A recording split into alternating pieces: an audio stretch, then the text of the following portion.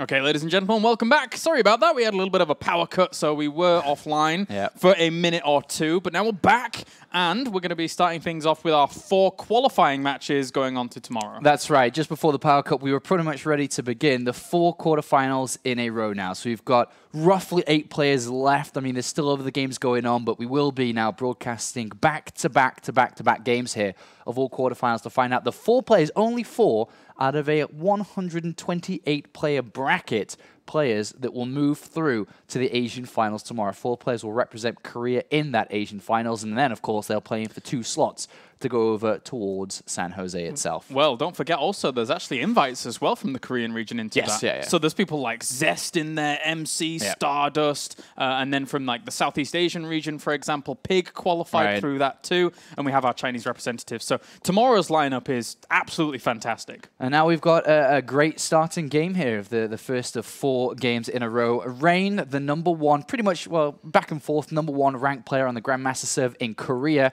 versus Hydra, a favorite of mine from last year, an awesome Zerg. We'll see how well these match up against each other.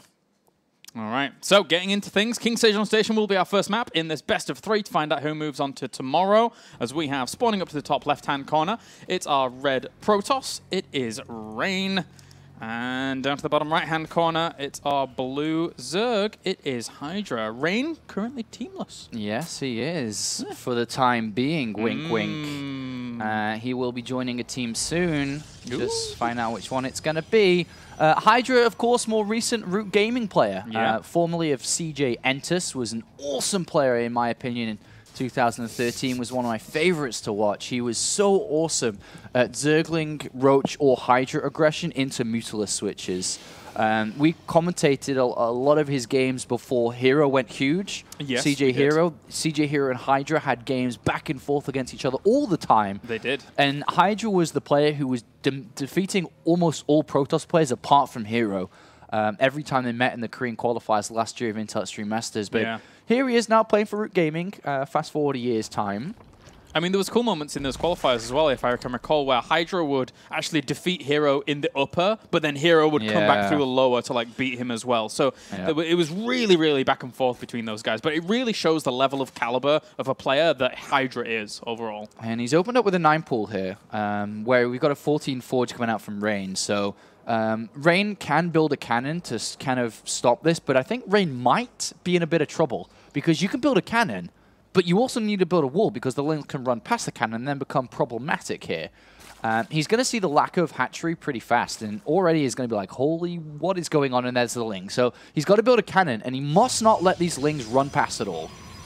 Yeah, already started the gateway in the wall here. Sometimes to deal with pulls, you actually see a second cannon going down, but it's very difficult on a map like this when you actually have this kind of wall to cover.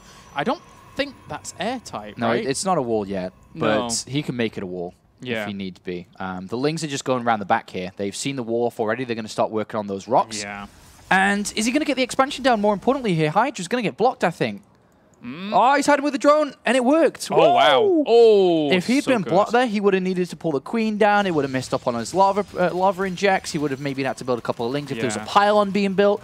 That could have been terrible if that had been blocked there, but he gets very lucky with hiding his drone there and gets away with it. And overall, these Lings, I mean, even if they don't get through the rocks, they would at least force Rain to have another pylon, another cannon here, or something like that. So this is Hydra just saying, well, you know, I opened up with this build. I'm going to consolidate my losses and try and make this work. And to be honest, he's probably had this scenario multiple times, and that's why he's chosen to do this. Because you don't use a build where you're like, well, it actually doesn't work very well that often. So he's obviously run into this kind of forge opening before and had success with it via going straight towards the back here and then also getting his hatchery down. So I'm feeling confident in Hydra to actually have a good start here in this beginning. I think once these rocks are broken down, it's going to be a nuisance for Rain. Definitely. Going to have to build next troll. Actually, I'm wondering what he's going to do there because... Well, he can start the Mothership core pretty fast in the next 20 seconds or so. But still, the rocks will get broken, and this will be a nuisance. Yeah, this pylon, in essence, I'm wondering if he can actually get up there. Sometimes it's a little bit difficult to know whether or not he can, but he can throw the Zealot in a pretty nice location between the pylon and Nexus and keep it a little bit protected with the cannon as well. So these Lings don't cause as huge a problem as he would usually face, that's for sure. Yep, could be a problem later on, though, of course, with these being broken down early on. But the True, Mothership true. Core's about to break out, and just as the debris breaks, so... Oh, no, actually, no. He's not building a Mothership Core yet. What am I on about? Oh, nice micro here by Hydra. Wow, only loses one. Two Lings fall. That's Stalker out in time. Yeah, and he's going to push his Overlord back as well here. Shouldn't lose, but the Lings go back in. And actually get almost a probe. Nope, never did mind. they? Nice. Almost a probe. Almost. But behind all of this, he's going for his third hatchery. So Hydra kind of gave up a lot of aggressive plans earlier on anyway. And now he's rocketing up with his drones. It's 31 to 32 probes, though. So certainly not in the best economic position he could be in. Interesting here. Rain's skipping the Mothership Core and actually building a sentry straight away here. And a second sentry behind that. He's very worried, obviously, with these back rocks being broken. Yeah. The sentries are giving him force fields in case there's an attack coming. Of course, if he builds a Mothership Core, it might not have energy. By the time an attack did come. And if you think about through Rain's vision, he's had no follow-up scout. So he's got no information at all yet. He's got +1 attack coming in. He's going to create a wall off at the back here as well. Yeah, very important. Definitely a little bit worried right now. But also this can turn into an interesting play too, because with Warpgate finishing up and +1 attack finishing up, he can turn aggressive with the sentry count. But more than not, you'd expect Rain to be falling back on a third haze. He is the defensive type of player. Isn't going to be overly aggressive when not needing to be. Just a little bit cautious. It has been a bit of a funky game here from Hydra, who has really exploded when it comes to his drone counts. I mean, nothing but droning since those 6 Lings. Yeah, as a Zerg from Ro8, certainly taking those pants on and worn them well with the funky start. But overall, I think, you know, he's going to be sitting pretty. He's doing okay for himself. 42 workers now against 44. So Rain has, you know, still put himself in a really good economic position. And Ro8's on the way here for Hydra, along with Double Evolution Chamber. So he's getting back into the groove of a normal game. Yeah. But, I mean, what can he really do to punish this third? These 12 Lings, are they really going to do much? No, he can't really break the third at all. To be honest, he doesn't even know the third is there yet. So that's, you always got to think from his perspective on what he sees and what he knows is going on. Right now, it could be an attack for all he knows. So 12 Lings are out here, prevent any probes, any, you know, loose sentries running around. He's going Link heavy style, which is always cool. Has some very nice transitions, of course. Going heavy on Lings means you got a lot of gas where you can go into either a fast hive or Mutilus or a different set of moves here. The Roach warrant's more for safety and precautions than anything else, but he's still without the scout on the third, and he sees units moving over. So this is a little bit funky, but there's a lot of sentries that you can't, even if you knew there's a third, you can't just ignore. You have to be building units here, even if there's the chance of the recall. Go straight to the third base overall, though, with these Links to put on some pressure. Cannon finishes, though, so not going to do too much there at all. And yeah, as you said, I mean, these sentries are quite scary. So yeah, even though Rain probably has no intentions to be crazy right now with these sentries, because he's got no pylon or anything, he just moves out, forces units. And his follow-up's really strong as well. I mean, he knows that his opponent was at an economic deficit because of his opener. Right. So he pushes out, forces even more of a slightly economic deficit. I mean, he's at 60 drones, but he would like to even be a little bit higher across. And he will drone up now again, because he knows that his opponent's moved out. It's just kind of a mutual agreement. Protoss moves out, you build units, they move back, then you go back to drones. It's kind of a normal thing here. But Rain is really, really powering up hard. He stopped drones at 52, or probes at 52. He's chrono boosting Blink and +2, and he's hiding the information that he's actually probing or not. You know, Hydra has no idea. He's building drones, he's going to the infestation pit, but an attack is coming. Yeah. He moved out as a fake, and then is still planning to attack here. These Links, though, Blink isn't ready. Oh, that is a lot of Lings. He needs to get back there with his force fields. Should protect these. Yeah, should be able to keep a lot of these alive. Kill. And then with that many Lings dying this early on, and almost all the Stalkers surviving, one died. Yeah, this is a bad position here for Hydra. Only Zerglings. They do have one upgrades, but he doesn't have his macro hatch kicking in. He cannot use the infestation pit yet. He's going to be in an area where force fields are brilliant here for Rain, who has already had this plan of attack for a long time. It really didn't matter what units Hydra was going for. Rain's position here is incredibly strong. It is. I mean, there's 13 Roaches about to pop, complementing the 7 that are already out, but force fields are going to cut this location up really, really nicely. Already a good start against that mineral line. Blinks forwards as well on top of these Roaches, knowing that the numbers are thin, the numbers are weak, and the force fields just continue to separate this off. This is a great push. Yeah, this is a great push, and to be honest, I don't think this can be stopped here. There's too many force fields. +2 attackers about to complete as well for these Stalkers. You've got Blink in the mix as well, continuing units and reinforcements coming in. A very well, highly executed opener, and of course, strategy from Rain. Nicely done. GG. Game number 1 goes to Rain, and Hydra, with his shenanigans early on, was not able to really pull it out. So yeah. I think a normal game from Hydra, we've seen him be able, in the Korean qualifiers, to do well with a normal game versus Protoss. Albeit a little while ago, to be honest. We haven't really seen as much of him since those Hero, Hydra, back and forth series. So no, he's been very quiet. He didn't really do very much in the GSL this year. No. Never escaped from the round of 32. He did play in the round of 32 twice, but never actually made it out of that. So he's kind of, not kind of getting the same results as a player like Rain, obviously. Yeah. But to be honest, Rain perfectly executed strategy there. Hit on a weak spot. No creep spread back there. Rocks weren't really broken down early. The movement out with the sentries was beautiful, stopping the drones from being too high, making units too early, and the infrastructure just wasn't there for Hydra. And to be honest, his choice of strategy just doesn't match up blindly very well against what Rain chooses. Heavy sentries, blink stalkers, +2 against 1/1 mass lings. Come on, you're not really going to get much done with lings, are you? So. Definitely. And overall, I feel that Rain's probably in... I mean, as he feels, he's probably in pretty good shape right now, transitioning from team to team, really wanting to establish his worth to prospective teams that will come along and actually want to pick him up. So I think, Rain's got a great shot here. He's probably got a great shot even tomorrow in the Asian finals. So, yeah, I would not be surprised to see Rain go the distance. All right, let's get into it then. Spawning on the left-hand side is the winner of our previous game, representing no one right now. It's Rain. And down to the bottom right, it's our blue Zerg representing Team Root. It is Hydra. Okay, so merry-go-round here. We could probably, more than likely actually, see Rain play aggressive again. Thinking back to his stream, he does like these type of builds, but he can very easily switch into Stargate as well. It's really cool to think that all these high-level players actually stream a lot, so you can reference to their stream quite a bit. Like fantasy streams a lot, as we broadcast before. But it didn't really used to be like every this, right? day. No.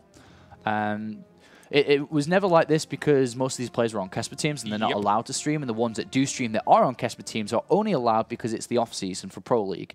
And as soon as it ramps up again, they will not be allowed to stream again. Look at this little guy, the way the probes moved around. I'm pretty sure this was looking for like an overlord coming from that direction. If Hydra was spawned to the top right here, his overlord would have gone to the left, and it would have been in that very position where the probe was. So he knows straight away where his opponent is, despite being a 3-player map. Just that little change-up of scouting there by Rain. So very smart from him. Really well done. He's going to go in here, and he's going to see spawning pool first, and we'll just go hatch first himself. If he'd saw or had arrived in term around when the hatchery's there, he could have easily thrown down a forge and tried a cannon rush here. But it will be Nexus here from Rain. Yeah, it's a cool little start there from Rain. Overall, though, Hydra's going more towards normality, which is nice, because I really, really want to see how these guys are going to match up in a normal game. I'd still give Rain the advantage, of course, because it's Rain. Yeah. Well, Rain is, like I said, #1 on Grandmaster server, pretty much. I think it's a barcode right now, but it's usually Rain. It's almost always barcodes on Spirit server, right? Yeah. I think there's like 2 people in the top 50 or something that don't use a barcode or something crazy. But anyway, Rain gets away with that probe after blocking for just a little bit. That did cost some money. And of course, being Rain and being, arguably one of the best Protoss players in the world, everything he does is so very precise. Yeah. There are no mistakes. Everything is executed properly, because that's the way you got to play Protoss. Obviously, it's the same with the other races as well, but there's no split decisions. There's no time to think, really. He already knows exactly his build, how he's going to use and how to execute it to get the best efficiency from what his strategy is meant to be. Yeah. So every move that Rain makes, to be honest, I wouldn't even question it. If you're like, did he mean to do that? Yes, he did. Yes, he did. It's a well-oiled machine, man. There's order, no chaos to the normal play of Protoss. Very early Roach Warren from Hydra. Ooh, yeah. Just throwing that down now. So he got the gas very early on to the lack of knowledge of Rain. And he is going to go for this kind of early Roach. He, probably because it's just the Roach Warren, he'll commit obviously a lot of units to this. And it is almost an all-in. There is usually a drone follow-up behind this, but it's good enough to kill. This type of move here. I mean, for the most part, there's only really going to be a cannon and maybe a unit or 2, maybe the mothership core out. Maybe. The mothership core, maybe, depending on if he skips it or not for fast attack. Like he did in the last game, right? I mean, there was only really sentries there along with the Stalker and Zealot that were forced out early on anyway because of those Zerglings that were poking and prodding. Yeah, the Zealot is pretty normal to be added in, but that's not going to really stop Roaches coming across the other side of the map here. It will be, by the looks of it, 6, maybe another Roach, and then back to drones. Maybe drones completely. And he has no information as well because and the cool thing that Hydra did was he actually took a drone to the bottom left at this third base, checked it, made sure there was no probe there, to then push out with these Roaches. So this is going to be very, very blind here for Rain. Rain must start a Mothership Core immediately. Yeah. And a Sentry ideally, obviously, straight away, but it is the Stargate. He's cutting out that unit. It is Ling's follow-up, actually. Slow Ling follow-up. I didn't think he'd maybe try to go for that. He might just take his lead as it is, but it's going to be a complete all-in here. Rain has no defense. This is a complete all-in, and it's more than likely going to work. The Overlord sees that there's no unit. There is nothing to stop this. There's no Mothership Core being made in the main. Yeah. And this is an easy walk up the ramp and kill the cannon, win the game. He's going to see it here, right at his wall. He doesn't even see the Roaches yet. This is... Yeah, I mean, he walks in, he kills the cannon, and Rain's already in trouble. He has no units. Yep. No units. It's only probes. Yep. And I mean, this is game. Yeah, that's it. GG. 1-1. Rain, you greedy little man. And just like that, it was over. Yep. Some didn't really expect it to end that quickly. Yeah. It's stuff like that maybe push Hydra to do this. There's no probe out on the map. Yeah. There's no way to scout thirds. He didn't try to send out another probe. There's just lack of information, and he did not expect it at all. No. So, 1-1. Hydra, if he wants to pull out cheeky little things like this, can certainly go the distance as well. Yeah, I actually haven't looked at Hydra's run here. He's actually had a very good run, undefeated until playing Rain. All importantly, though, is that this is a single elimination bracket. Yeah. You don't win here, then you don't go on to tomorrow, then you pretty much don't go on to San Jose unless you go to the open bracket, right? So... Yeah. This is important. So, I mean, Hydra's beat Reality, pretty good Terran player, usually mech against Zerg. He beat Journey, who's he's still good, and beat TY, of course, is a big name. Yeah. So 3 Terran players he's defeated. Now he's 1-1 versus Rain. Rain's qualifier run towards the later stages has been Sleep 2-0. It's been Younghwa and Cure 2-0. So both these players came into this quarterfinal undefeated. They've both traded a map now, and the third map is going to be merry-go-round. So this obviously not a super favored map towards Protoss. They don't like it as much. It's very difficult to defend a third, and it is slightly more aggressive here for Protoss players. But Hydra got the easier win of the 2 there. Yeah, definitely. Actually, you know, looking at the first game for Rain, that was pretty easy for him, but this one was even easier overall. So let's see if we get another quick game between these two, as we have, spawning up to the top left-hand corner. It is our red Protoss. It's Rain. And down to the south, it's our Root Gaming representative. In the blue, it's Hydra.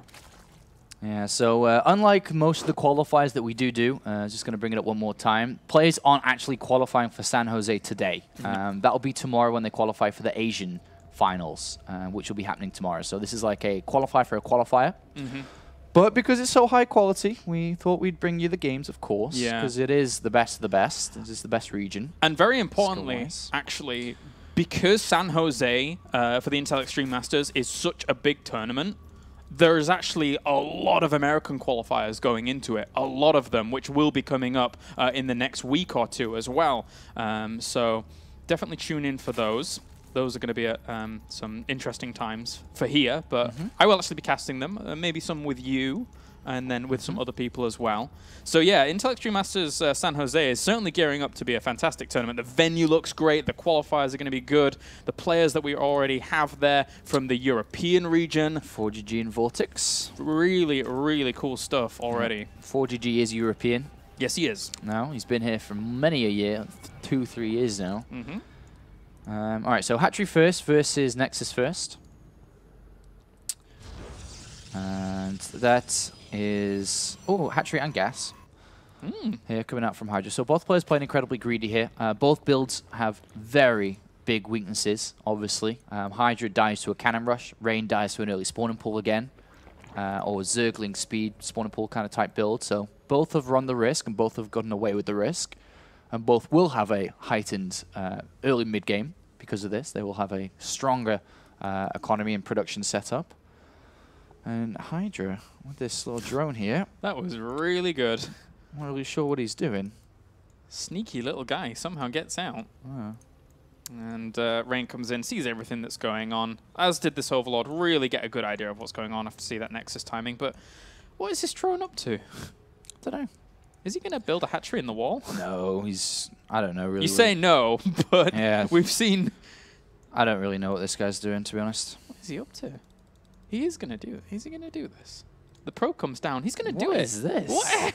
Yeah, I mean, it's been spotted immediately, and this is just weird because there's going to be Zergling speed on the way, right? There's going to be a lot of Lings in this game, so the strategy Hydra chosen, weirdly, is stop the wall, build Lings, go in the wall. Yeah. So Rain's already, you know, reading into this. He's like, okay, let me build a pylon and start to make another wall. And there's already 10 Lings on the way. Jeez. Another all-in coming out from Hydra.